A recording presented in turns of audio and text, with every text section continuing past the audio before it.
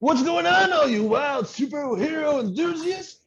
It's your two favorite critics back here for Cinephellas, and tonight we're going to be talking about the brand new show that just ended during the Christmas season. We're talking about the brand new Marvel show that hit Disney Plus.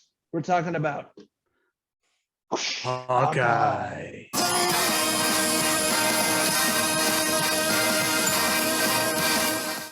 Hi, I'm Jeremy Rutter. Hi, Jeremy. I love your performance in this and the mayor of Kingstown. So I'm Logan Myers. This is my good mate over there. I'm Henry Hill. And these two rascals are going to be a little too wild tonight. Tonight we're going to be talking about Hawkeye. It just ended on Disney Plus, 6 episodes. And we're going to be diving into it, sharing our thoughts with you guys. So we last saw Hawkeye, of course, at the end of the Avengers Endgame, following the events that happened, of course, with the big bad being Thanos. The snap heard around the world, obviously, erasing 50% of the population.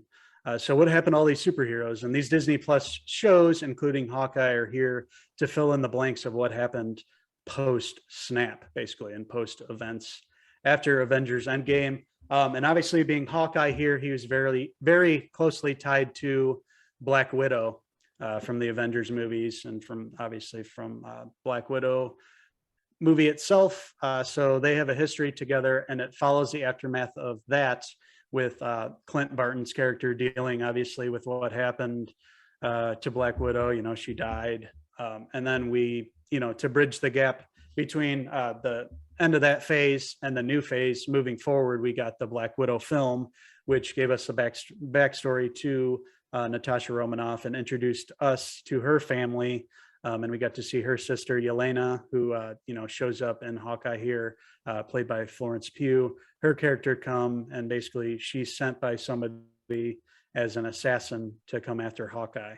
So beginning this series of 6 episodes, each about 30 to 40 minutes in length, we first meet Kate Bishop, this girl who we see her as a young girl, sort of having Hawkeye as her most valuable Avenger, the superhero she loves and grew up admiring. And we find out that she actually saw Hawkeye, during the Battle of New York there.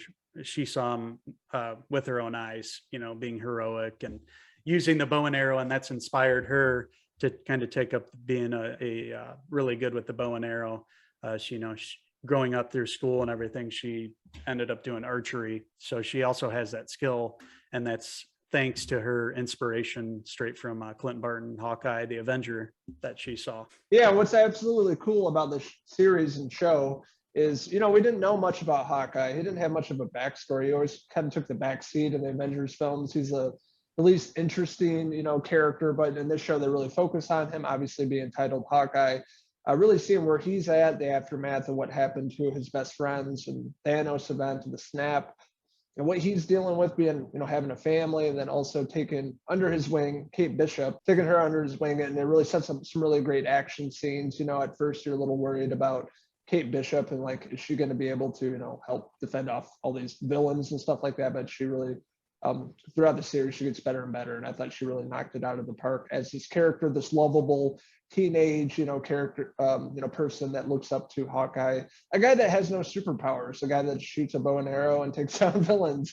And they really dive into that, not being able to have superpowers but still being able to manage and fight people off. Yes, this was another Disney Plus show that hit right at the right time, right around Thanksgiving. Hawkeye hit that same week of Thanksgiving, and over 6 episodes, it took us all the way to Christmas. So it was a nice little, divergence from daily life to follow this show on Wednesdays and sort of see where it followed Hawkeye. And you wondered where and how they were going to do this, since he was a minor character from the Avengers films. I mean, he's not a lot of people's, you don't think of Hawkeye when you think of the Avengers first, of course, Captain America, Iron Man, all that. But it's very interesting how they took his story straight from the comics and really adapted it here, and did a great job incorporating the whole holiday theme in New York, and just making it feel kind of like an event show too, like a holiday event kind of, addition to what you saw in the Avengers. And it's going to help us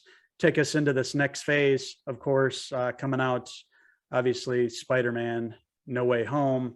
We have events in this show actually crossing over into the cinematic universe now.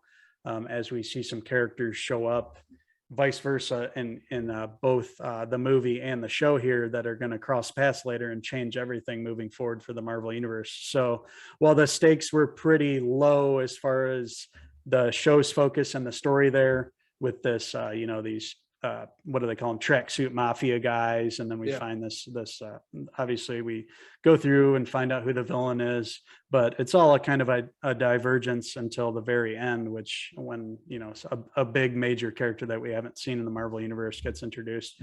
And now they're interweaving the shows and the movies kind of seamlessly, so it's really interesting to see. And I thought Hawkeye, the show, did a great job of doing that and blending everything together and bringing and moving everything forward, and doing it in a way where you paired Haley Steinfeld's Kate Bishop with Clint Barton. And if their relationship wasn't great and their chemistry of the actors weren't great, it wouldn't have worked as well as it did. But those two I thought were perfect together. You really believe that Clint really cared for her, and she's a great actress and portrays like that innocence, but also she shows that she's not just some ignorant person. She's very smart, and she knows about what Hawkeye's going through, and with him being an Avenger, and she saw through kind of the lies that were being fed through her family, with her mom being played by Vera Farmiga, going out with this guy, and then all this really shady things happening behind the scenes. And she kind of picks up on that and figures out that it has to do with Clint Barton. So yeah, just a terrific show. There's a lot to talk about here. There's a lot of surprises that we're not going to mention. Obviously, we don't want to throw anything out there yet because everybody hasn't seen No Way Home. Hawkeye just wrapped up last week though, but I really enjoyed it. I mean, I had a great time with it. It wasn't the best Disney Plus Marvel show. I liked WandaVision and Loki a little better, I'd say, but this one was the most fun, I'd say. Like it felt like a family kind of Most something you'd watch. lighthearted. Yeah, definitely lighthearted, little less dramatic as the past few chapters of the Marvel Universe have been. Obviously with Avengers being real depressing with characters dying and stuff. So this one brought some of that hope and heart and good nature back, and it worked pretty well for being that. Yeah, and I have to agree with a lot of what you said. At first, I didn't love the show. The first 2 episodes, it took me a while to get through, and then I found its footing with episode 3, what you're talking about, that ties in to the films and all that. And it really got better and better towards the end, especially setting up a really big bad guy that we haven't seen in the MCU. I thought that was fantastic how they brought that character in, setting up the future, for these characters and films coming in the MCU. So I'm very excited for that. Kate Bishop, Hawkeye, they're really awesome chemistry in the show. They got better and better, and cool seeing a little sidekick and see more of a story to this character that kind of took a back seat of the film. So Jeremy Renner, well-deserved, really fantastic actor. 2 big shows this year. I loved Hawkeye, and the other show that he's on in Paramount, but really had a great time with this. Took a few episodes to find its footing, but then it got better and better. And I love the holiday Christmas theme, the music, modern, takes on, old classic Christmas music. I thought New York, the backdrop is beautiful, the lights and everything. And I thought it was really well done. We even got to see a little glimpse at something that I can see come to fruition, like in reality, a little Broadway musical of the Avengers. Yes. And they did a really good job putting that together for the film too.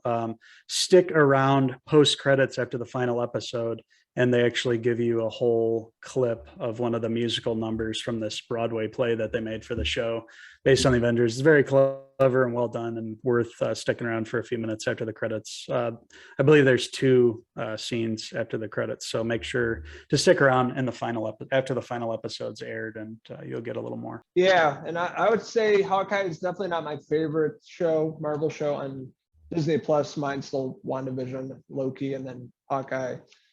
But yeah, I had a good time with this. Overall, I would give Hawkeye, the first season, maybe the only season on Disney Plus, a 4 out of 5 Jeremy Renner hair pieces. Ooh. Yeah, definitely not the best one, but still good and still quality. They, Disney Plus and Marvel, they've been, 3 for 3 in my eyes with these shows so far, and I can't wait to see what's next. We're getting a lot of characters that we haven't really seen a lot before And we've seen already with Hawkeye, especially, I mean, they took a new character, Kate Bishop, and mixed him up with like somebody that we've seen in a few movies, but who hasn't been the focus. And they did a really good job, like really making him the lead and likable, and take Kate Bishop under his wing. And, Jeremy Renner and Haley Steinfeld, they were a really great combination in this, very, likable characters that you root for. Yeah, I just really enjoyed it. I recommend you guys watch it. It's an easy 6-episode watch, and it's going to give you a little taste of what's to come for the future of the MCU. I am going to give Hawkeye on Disney Plus a 3.5 out of 5 Haley Steinfeld hair pieces. So we're interested in hearing your guys' thoughts on Hawkeye. What did you like about it? What didn't you like about it? What's your favorite Marvel show on Disney Plus? Let us know in the comments below, and don't forget to hit subscribe. These have been your 2 favorite rascals here talking about the new Disney Plus Hawkeye, starring our good mate Jeremy Renner, who's having a hell of a year, like you mentioned. It was nice to watch this over the holidays. A nice light show, not heavy-handed like some of the Marvel shows have been lately. So it definitely was an enjoyable watch. Both of us really liked it. You rated even higher than me. I thought we were going to have the exact same score, but not far off anyway. We both enjoyed it. And these 2 wild rascals are happy to be back together talking movies and shows. It's been a crazy couple months, but we're going to get back on the groove here. And these are some great shows and movies that we're going to be talking about to end the year / start 2022. Hopefully another great entertainment year. For being such shitty years, at least we got some good entertainment and a lot of stuff that we could stay home to watch, like Hawkeye. Yep, lots of great TV shows and movies coming out. Me and this guy are going to be back talking about all those, sharing our thoughts with you guys. So check us out, and it's going to be a really great year. Looking forward to 2022, putting this year behind us, and looking forward to, talking to my best mate about our favorite things in the entertainment business. So until the next Cinephellas video review, these 2 wild rascals are about to go to bed. Until next time, cheese.